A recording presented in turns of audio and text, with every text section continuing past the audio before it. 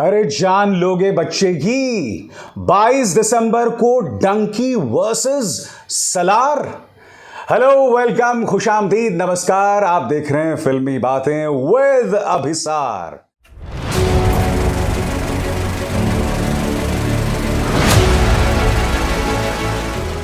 फिल्मी बातें विद अभिसार। जी हाँ दोस्तों, 22 दिसंबर को शाहरुख खान की डंकी और प्रभास की सलार एक साथ रिलीज हो रही हैं। और ये टक्कर सिर्फ एक तरफा नहीं है, यानी कि शाहरुख खान वर्सेस प्रभास नहीं है, ये टक्कर राजकुमार हिरानी वर्सेस प्रशांत नील है। दोस्तों, इस बात की तस्दीक फिल्म ट्रेड एनालिस्ट तरन आदर्श कर रहे हैं। तरन आदर्श का दावा है कि एग्जिबिटर्स को, यानी कि जो फिल्म दिखाने वाले लोग होते हैं, जिनकी वजह से सिनेमा हॉल्स में फिल्में दिखाई जाती हैं, उन्हें होम्बाले फिल्म्स यानी कि सलार के प्रोड्यूसर्स की एक चिट्ठी पहुंच गई है और उन्होंने 22 दिसंबर के लिए अपना दावा पेश कर दिया है। अब मैं आपको बतलाना चाहूंगा दोस्तों कि 22 दिसंबर को शाहरुख खान डंकी के लिए पहले ही दावा पेश कर चुके हैं। जो बात यहां तरन आदर्श कह रहे हैं, अगर वो बात सही साबित होती है तो 22 दिसंबर को सिनेमा का एक बहुत बड़ा तूफान आने वाला है। मैं एक बात स्पष्ट कर दूं दोस्तों, प्रशांत नील जो कि डायरेक्टर हैं सलार के, उनकी और शाहरुख खान की टक्कर इससे पहले हो चुकी है। आपको याद होगा जब शाहरुख खान की जीरो आई थी तो उसी दिन प्रशांत नील की केजीएफ पार्ट 1 भी रिलीज हुई थी। जीरो बुरी तरह से फ्लॉप हुई थी, मगर केजीएफ हिट हुई थी।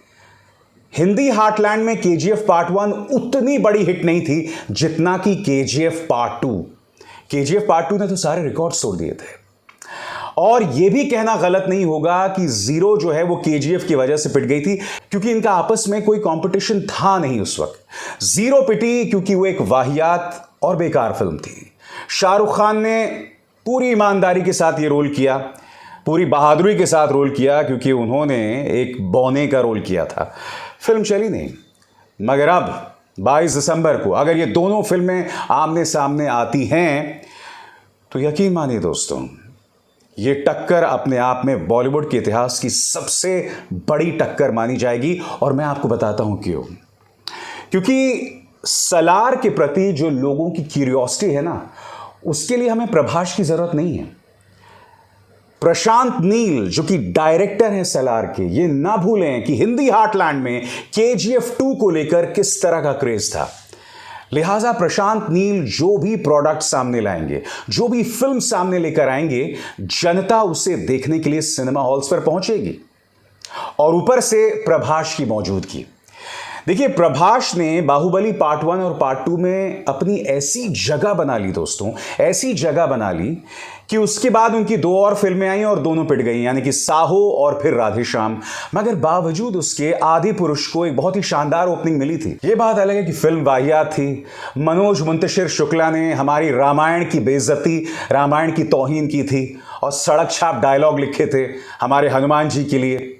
फिल्म नहीं चली, मगर फिल्म को जो ओपनिंग मिली थी वो हिस्टोरिकल थी, शानदार थी। इसका अर्थ क्या हुआ? इसका अर्थ यह हुआ कि प्रभास को लेकर लोगों में जबरदस्त क्यूरियोसिटी हिंदी हार्टलैंड में बनी हुई है। लिहाजा अगर डंकी को ये दोनों फिल्में आती हैं तो पहले हफ्ते दोनों ऑडियंस बट जाने वाली हैं।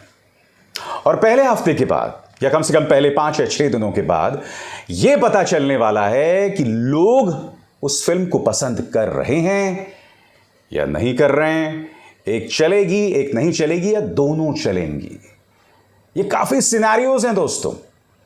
मगर आपको क्या लगता है, क्या वाकई ये दोनों फिल्में एक ही तारीख पर रिलीज होंगी, जैसा कि फिल्म ट्रेड एनालिस्ट तरन आदर्श दावा कर रहे हैं? दोस्तों, मुझे ऐसा लगता है कि कम से कम दोनों फिल्मों के बीच 20 दिन का अंतर होना चाहिए। और मैं 20 दिन का अंतर क्यों कह रहा हूं? क्योंकि आपको पता है कि जवान रिलीज हुई, पहले 28 सितंबर को सलार रिलीज होने वाली थी, मगर कुछ शूटिंग करनी थी जिसकी वजह से इसे पोस्टपोन कर दिया गया। अब अगर 28 सितंबर को सलार रिलीज हो जाती तो जवान की सेहत पर कोई असर नहीं पड़ता। क्यों? क्योंकि अभी तो 28 सितंबर आया भी नहीं है और जवान ने 1000 करोड़ की कमाई कर ली है। यानी कि सलार के आने के बावजूद जवान की सेहत पर कोई असर नहीं पड़ता। इसीलिए मैंने कहा दोनों के बीच में कम से कम 20 दिन का अंतर होना चाहिए, तब एक फिल्म का बिजनेस दूसरे फिल्म के बिजनेस पर कोई असर नहीं डालेगा।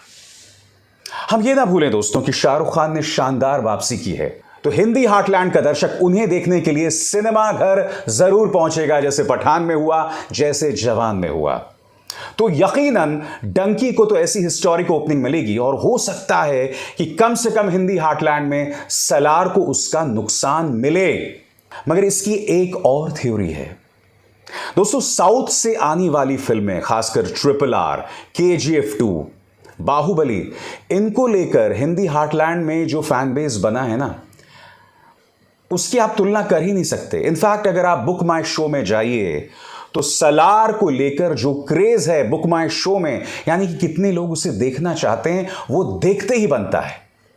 इनफैक्ट मैं आपको बतलाना चाहूंगा कि जवान की रिलीज होने से पहले ज्यादा लोग सलार देखना चाहते थे बनिस्बत जवान के। तो सलार को लेकर क्रेज है। इसलिए अगर ये दोनों रिलीज होंगी, क्या होगा हम नहीं जानते, दर्शकों के दिमाग में क्या चल रहा है। और सबसे बड़ी बात ये ना भूलें, दोनों फिल्में बिल्कुल जुदा हैं। एक कॉमेडी इमोशनल ड्रामा है और एक out and out action film है। कॉमेडी और इमोशनल ड्रामा फिल्मों की जो एक खास बात यह होती है कि अगर जनता उसे पसंद कर ले तो वो उसे देखने के लिए बार बार सिनेमा हॉल में जाते हैं, लगातार जाते हैं। एक्शन फिल्में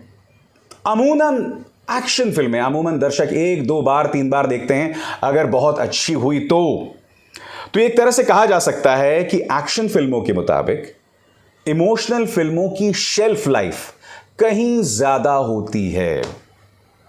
और एक्शन फिल्म को चलने के लिए बहुत जरूरी है कि उसमें एक बहुत ही स्ट्रॉन्ग इमोशनल कंटेंट हो, एक इमोशनल ड्रामा का कंटेंट हो, तब जाके एक्शन फिल्में जो हैं वो लंबी रेस का घोड़ा साबित होती हैं। या तो लव स्टोरी हो, या फिर जैसे मैंने कहा इमोशंस का एक ज्वालामुखी हो, जिसे दर्शक देखने के लिए बार बार सिनेमा हॉल में जाए। और मैं जानता हूं आपके जहन में सवाल होगा, और वो सवाल क्या है? वो सवाल यह है कि भाई क्या वाकई 22 दिसंबर को डंकी और सलार एक साथ रिलीज होंगी? अगर आप मुझसे पूछते हैं दोस्तों, मुझे ऐसा लगता है कि 22 दिसंबर से पहले शाहरुख खान और हुंबाले फिल्म्स के बीच में समझौता हो जाएगा और एक फिल्म शिफ्ट हो जाएगी, या तो डंकी ही शिफ्ट हो जाएगी या फिर सलार ही शिफ्ट हो जाएगी। और मुझे ऐसा लगता है कि दोनों फिल्मों के बीच कम से कम 20 दिन का अंतर होने वाला है। और ये ना भूलें, रणबीर कपूर की एनिमल भी आ रही है, और वो भी उसी वक्त के आसपास। हालांकि कुछ लोग कह रहे हैं कि नवंबर में रिलीज होने वाली है, और उसको लेकर भी जबरदस्त क्यूरियोसिटी है। लोग ये देखना चाहते हैं कि संदीप वांगा रेड्डी, जिन्होंने कबीर सिंह बनाई थी, वो किस तरह का गैंगस्टर ड्रामा लेकर आ रहे हैं, क्योंकि इसके अंदर रणबीर कपूर एक प्रोफेसर का किरदार निभा रहे हैं जो बाद में जाकर गैंगस्टर बन जाते हैं। तो देखना होगा दोस्तों कि ये फिल्म क्या सौगात लेके अपने दर्शकों के पास आ रही है। जो भी कहें दोस्तों, टक्कर हो या ना हो, ये हिंदी फिल्म इंडस्ट्री के लिए, हमारी भारतीय फिल्म इंडस्ट्री के लिए एक शानदार लम्हा होने जा रहा है। 2023 सिनेमा के इतिहास का सबसे यादगार साल होगा, यह मेरा दावा है। अभिसार शर्मा को दीजिए इजाजत। नमस्कार।